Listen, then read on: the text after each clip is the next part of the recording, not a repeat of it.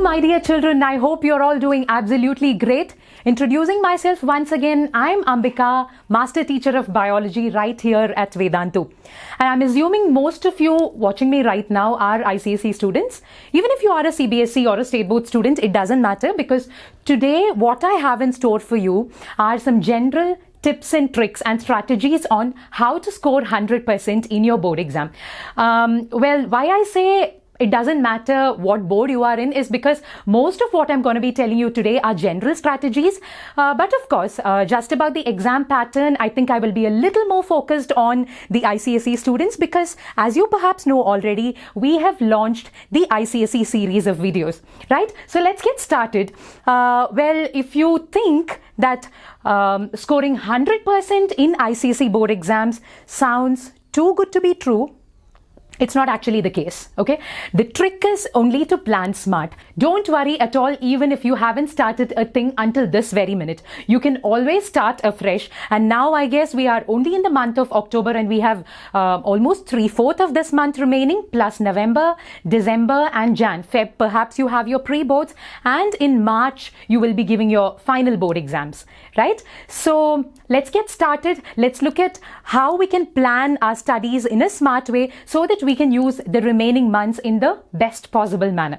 All right. The first thing that I want to tell you is this: know your syllabus. This is very, very important, right?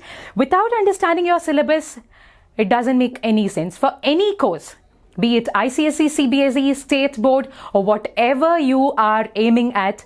Understand your syllabus completely. Now, ICSE, I know that the syllabus is very vast. You have many different subjects and you need to plan smart after understanding your syllabus. Okay. Secondly, know your exam pattern. I'm sure your teachers would be telling you this from school. For the ICSE exam, as you know, you have a written paper for 80 marks, and then the remaining 20 marks would be for internal assessment.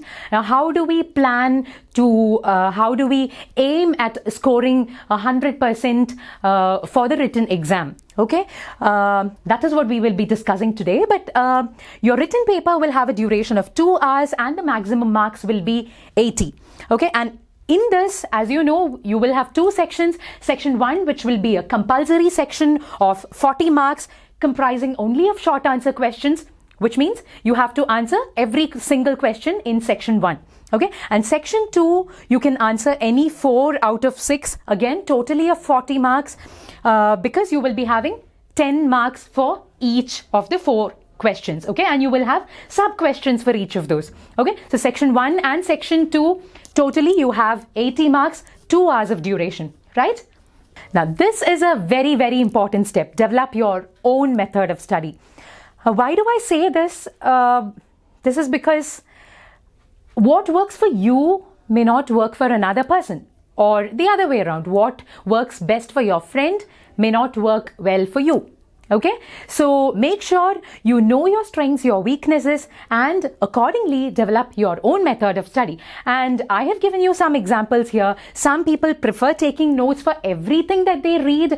Some people just prefer to read through and then finally recalling and writing down at the end of a reading session.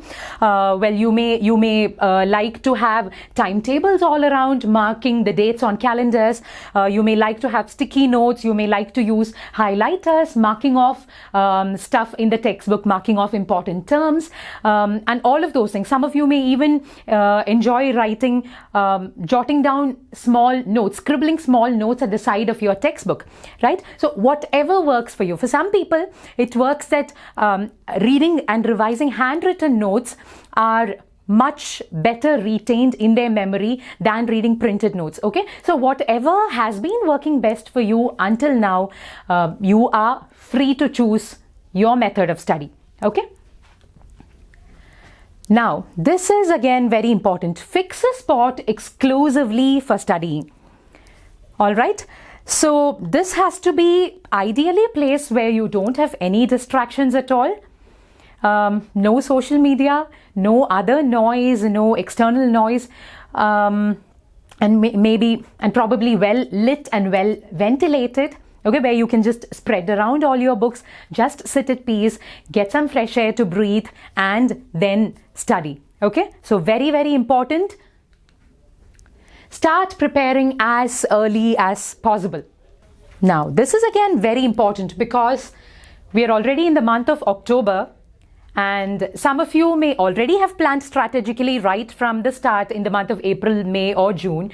But some of you perhaps did not know what, where or how to start until now. And you're looking for hints and clues or just probably some motivation, right? So I think right now that you're watching this video and you're listening to me, the best time to start is now. Okay, make use of the 4 months or the 3.5 months or whatever you have ahead of you.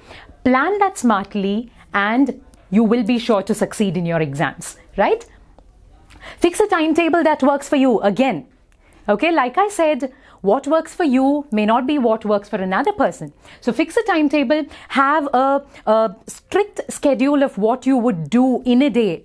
Right? Plan all your 24 hours in such a way that you have enough time to study, you have enough time to rest, you have enough time to eat, and you have enough time for other relaxing activities like playing with your friends or whatever it is that gives you some relaxation. So create your timetable in a way that works best for you.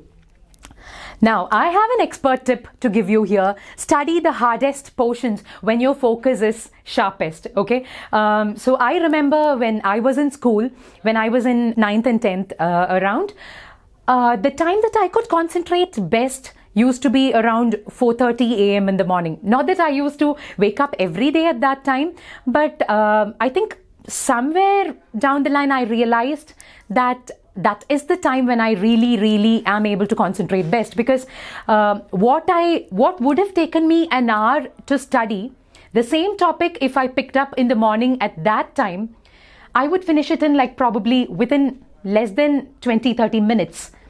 I'm not joking, this actually works. If you are able to plan in such a way that you know when you focus best, that can work wonders, okay? Now, stay off social media. That perhaps is easier said than done for most of us today. I think 99.99% of us today find it very hard to stay off social media because we feel incomplete if we are not connected to social media and the world around us every single second, right? But please remember, children, this is a very crucial year in your life.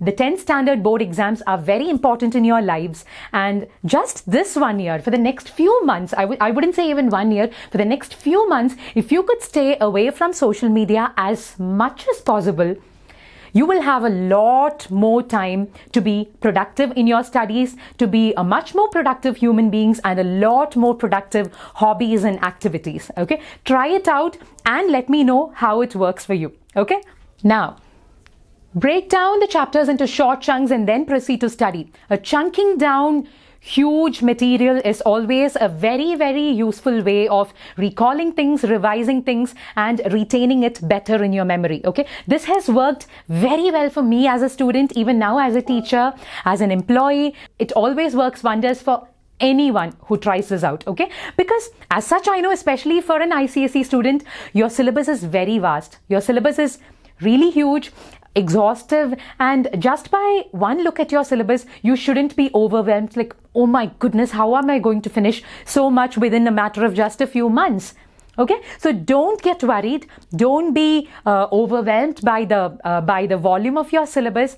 The first step that you can do, if you have not taken this before, is to break it down into smaller chunks, and if required, even further smaller chunks, and then proceed to study. Okay, otherwise you're going to end up looking like the SpongeBob, just getting tired and exhausted, just studying and reading, and oh my goodness, it's long, because somewhere at the back of your mind you end up thinking all the time that you are never going to finish it. Okay, so if you divide it into smaller chunks, your goal at that point of time is only to finish studying that particular chunk in the best possible manner, right? Try it out, and it's very useful.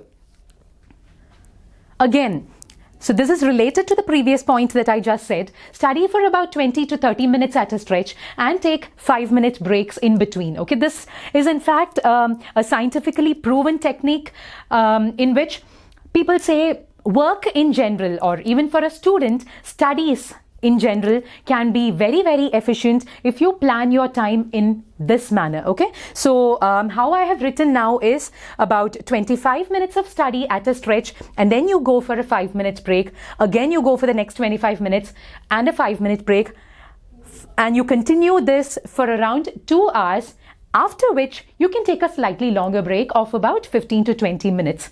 Taking these frequent breaks can in fact really boost your brain's capacity to retain what you have just read through. Okay, and when you sit down to study your next chunk, what I said, the chunking in the previous point, ideally it would be great if you could you could divide it into chunks in such a manner that one chunk corresponds to one set of 25 minutes, and then you take a 5-minute break. When you come back to read through the next chunk that you have divided, it would be a good idea to just quickly glance through the previous chunk and then proceed.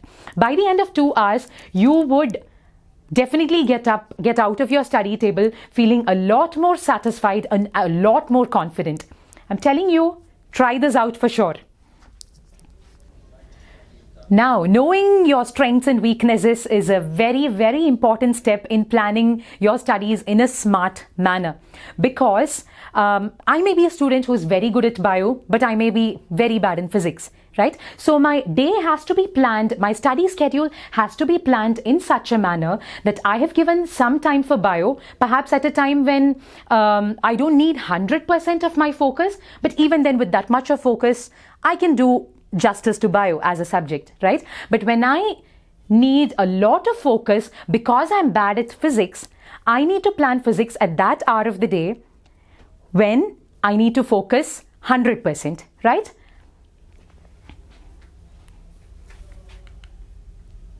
Now, making effective notes is another strategy and another very important tip. Now, if you keep Googling for how to create notes, you will get multiple ideas, right? But again, like I said, different tips and tricks work for different people. It works differently for different people. Some good examples that I could find are these. And for me as a student, these kinds of notes used to help a lot, because I used to be the kind who would love to read through the textbook and then make my own notes in small bullet points in a short and crisp manner, and then use different colors and highlighters, diagrams and flow charts wherever possible. Look at that. Highlight wherever possible. Have very short illustrative diagrams, because perhaps just by one look at this during your revision, it will really help you retain it better, retain the concept better, right? And you don't have to spend, again, those 2 hours to re-study the topic. It would be a very quick revision, and these notes would come in especially handy on the eve of your exam, okay? Next, make charts. Again, part of note making, but I have put it as a separate point because this is very important for some topics and for some subjects. Make charts, for example, important formulae and chemical equations, and paste it somewhere that you're likely to look at always, okay? And make it as colorful as you can, okay? So how this technique works is, now this is just an example, not really related to your syllabus, but just an example of how you could make a chart. It could be anything related to your topic, maybe important equations or formulae, important flow charts or important cycles in biology, or whatever it is that you have to learn. If you can make charts and paste it around, this technique would work wonders, because subconsciously, even without your own knowledge, you keep looking at it just when you pass around that side, or just when you get into your room, or whatever. You don't even need to take a conscious effort. Just every time you look at it, something or the other from the chart is getting registered in your mind. And this is a wonderful, wonderful trick. I have also tried this out. It was one of my teachers who gave us this tip, and it has worked wonders for me. Okay, so try this out again and tell me how it worked for you. Solve past year's papers. Yes, especially for 10th and 12th grades and for all competitive exams, it is very important to solve past papers. So how do you do this, and how did why do I feel that this is an important step? Okay, so I'd like to share a bit of personal experience here. Now, when I was in 10th standard, I used to attend these math tuition classes, and we had a wonderful teacher. Okay, she was a very good teacher. How she planned our year was that she made it a point to finish all our portions, to complete all our portions by the end of the month of September. Okay, our board exams would come only in the month of March, but she made it a point to finish all our portions by September.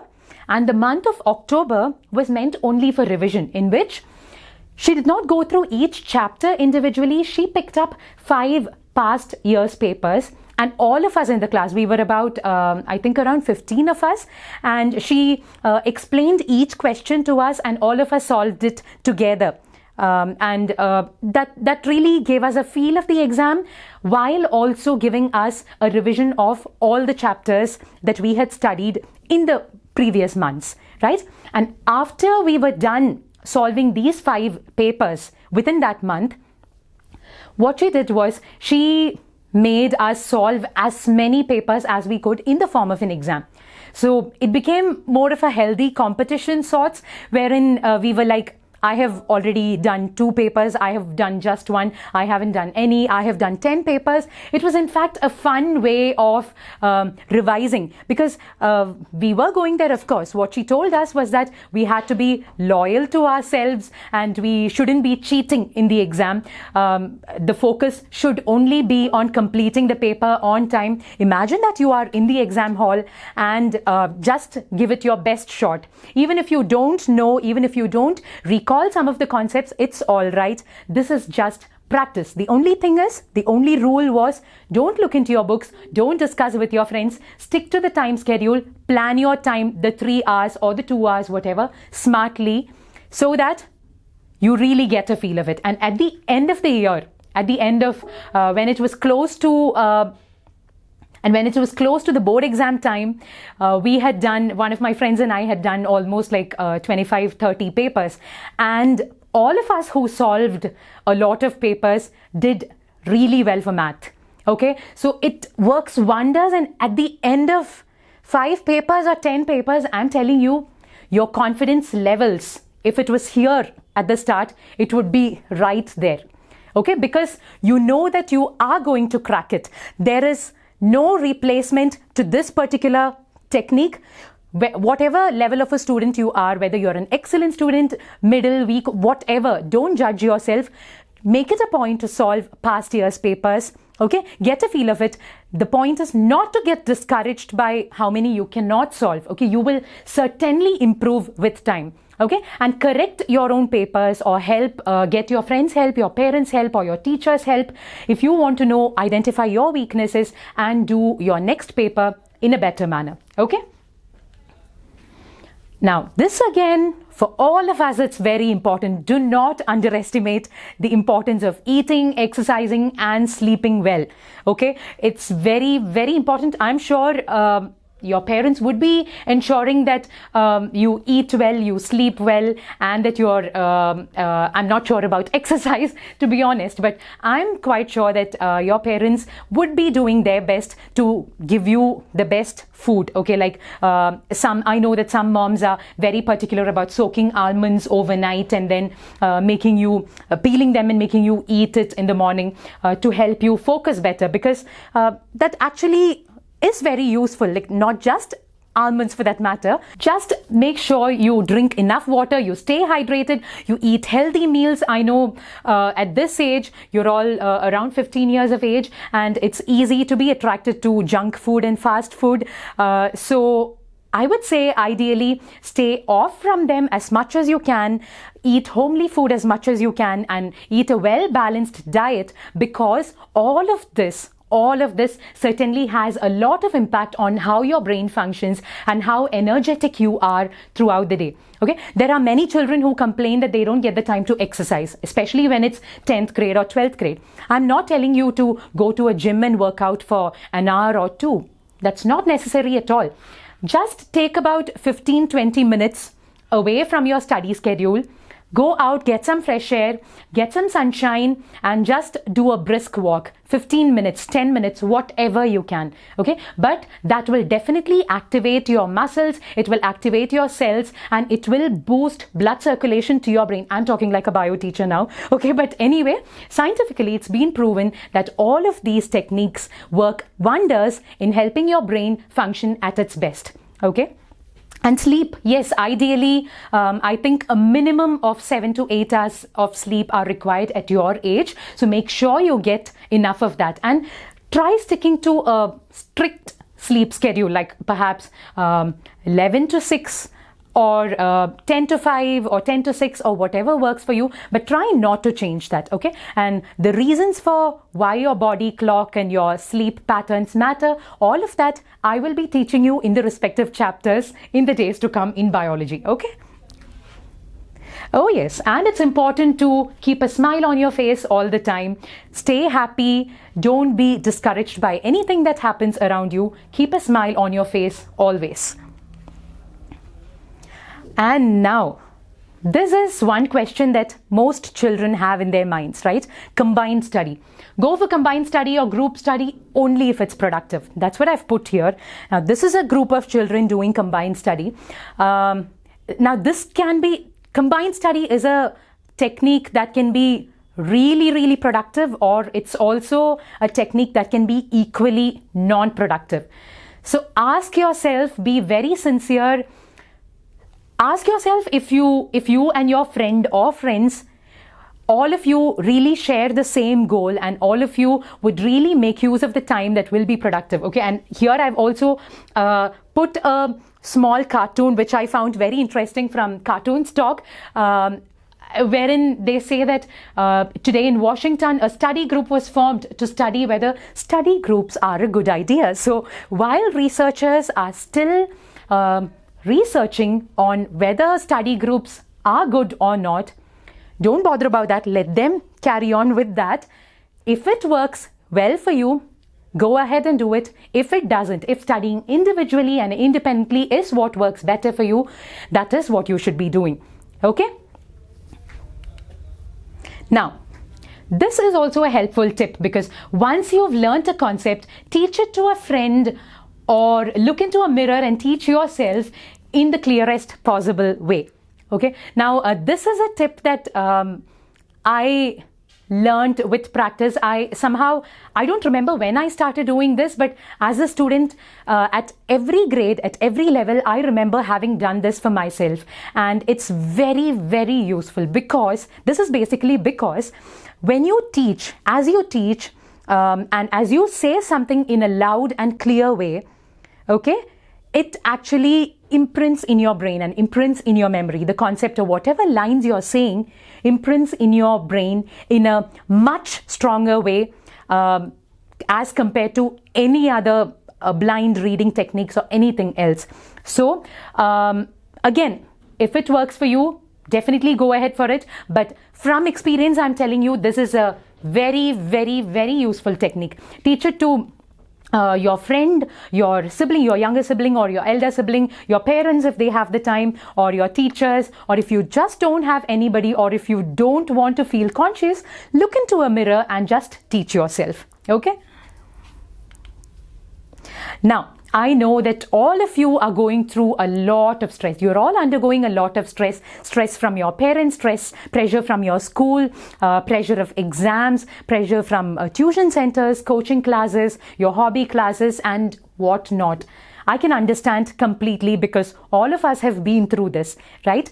But it's not all that hard if you have some stress busters in mind that you can practice on a daily basis. It would be useful to cultivate a hobby like music, gardening, reading a book, or whatever works best for you, whatever refreshes your mind best. Okay, in my case, music. I really love music. I enjoy singing. I enjoy listening to music. Okay, as long as you don't do it for too much, like stretch it for too long, hobbies are always a good idea to refresh and relax your mind. Talk regularly to a trusted friend or your parents or teachers or anyone you feel. And right here at Vedantu, all of us teachers are here anytime for you. If you are free to contact us at any point of time, okay? And we are always willing to help you if you need any sort of help, be it motivation, non-academics, academics, whatever it is. We are always here to help you. If not, whoever you're comfortable with, talk to them on a regular basis, and that will really help you get rid of your stress. Now, journal. What I mean by journal is some people really like writing. I'm also one among them who likes journaling, okay? Like, I like writing down my thoughts at the end of the day. Not that I get the time or I find the time to do that on a regular basis, but journaling does really help, okay? If it works for you, go ahead and do it. Go for a walk. Yes, that is also a very refreshing thing. And get some sunshine. That is absolutely important. I'm not even giving you an option for this. It is very important to get some sunshine. You must go outdoors. Ideally, if you can get some sunshine early in the morning when the sun is just rising, or in the evening just before sunset, you should make sure that you get enough of vitamin D in your body, of which sunlight is the best source, so that the rest of the processes like calcium metabolism and all of these can happen and function very well in your body. And what is the long-term result? Very good brain functioning, right? So all of this is very important. Now, coming to the night before your exam. What I was telling you so far are all general things of what you can do from now on a daily basis. And what you should be doing the night before your exam. For some exams, I remember I used to be the night owl. Like, open the book for the first time on the eve of the exam. Just don't sleep at all, and I would punish myself for not having studied well for all these months, and then stay awake, sleep only for 3-4 hours, and then directly go to the exam hall. But I'm telling you, that is a very stupid idea. Do not do this. Do not do this at all. Like I have mentioned here, you should be this. Ideally, all of you should be this. Like I said, stick to your sleep schedules even when it is your exam time. 11 to 6 or 10 to 5 or whatever it is, do not stay away from that schedule. Okay, because only if you get a good night's sleep can you recall and remember concepts the best when you're writing your exam the next day. Okay?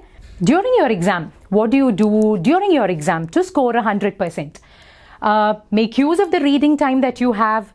The 15 minutes of time before your 2 hours begin, you should really make good use of it. You must go through each and every question, okay? Don't think about other things that you can't possibly do.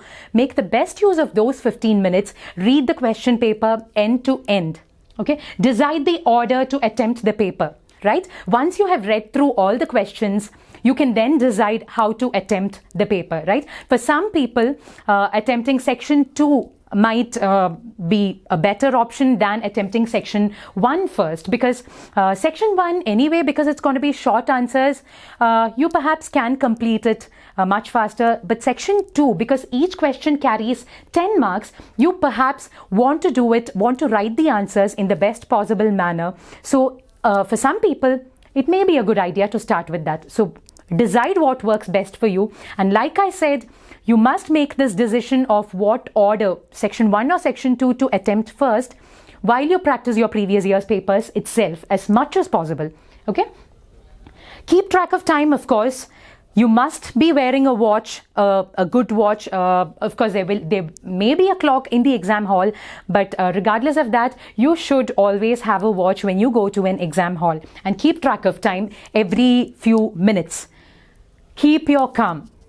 Okay, very important again. Take a few deep breaths. It works wonders in calming you down, in cooling you down, because without a calm mind, you may not read the questions correctly.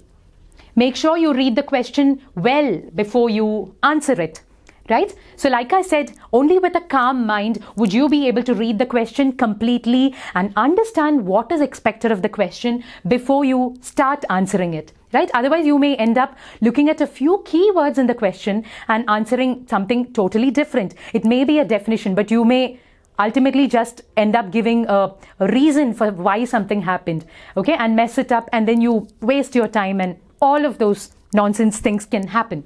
So let's avoid all that. and stay calm. Okay, write neatly and legibly. Again, very, very important. And just in case you are a child or you are a student who is not happy with your handwriting, I think now is the time to start practicing writing. Okay, start practicing writing in a neat and legible manner. If your running letters are not very legible, practice writing in whatever letters are legible, small letters or whatever works best, whatever looks best, but make sure you practice that speed while you also maintain neatness. Okay, because ultimately when an examiner looks at your paper, the first impression comes from how you have presented the paper, right? So that is absolutely important and a very important strategy in helping you score 100% in your exam. Write crisp answers. Keywords are very important. Okay, your teachers must be telling you this all the time. Be to the point, stay to the point. It's not like for a definition you should be writing a paragraph or one full page of an answer. Nobody has the time to sit and read through that much. Just understand what has been asked. Give your answers in a crisp manner. Just write what is absolutely needed. Know that this particular point will fetch you these many marks. These will definitely come to you with practice, by solving past year's papers. And here at Vedantu also we will be giving you tips and tricks as we go ahead in the months to come. And again, from your teachers you will be hearing a lot of these. Now before I forget, I think I left out something when I said write neatly and legibly, especially in subjects like mathematics or physics. When it's a problem-based question, I think each step would carry marks. Right? So it's very important to align the steps in a very neat manner and present it in a very, very appealing manner. Okay, I'm not saying take like 1 hour to write it, but alignment of your symbols, like equal symbols and all of that, used to matter a lot for me when I was a student. So make sure you write all the steps neatly and legibly. Again, I have another expert tip here. I have told you this before, but just in case you missed that out, I'm telling you this again. If you don't know, the thing to do is not get scared, but to learn. Like I said, even if you haven't started your preparations until this very minute, it's all right. What is gone is gone. We still have about 4 solid months in which we can plan our time in the best manner, the best possible manner, in the smartest manner, so that you can definitely aim at scoring 100% in your board exams. Okay, so instead of getting scared about what is gone, the very first and the best step would be to start learning and study like there is no tomorrow, because if you keep putting off your studies for tomorrow, you will probably be too late. Again, from experience, as a student, I think as a human being in general, all of us have the tendency to procrastinate. But 10th standard, unfortunately, is not the time for such experiments. You need to be consistent in your preparations. You need to study like tomorrow is your exam, okay? Just keep that in mind. Imagine that tomorrow morning I'm going to have my exam. So today I have to study in the best possible manner, make the best use of the time and do all that I can. And this is again very important.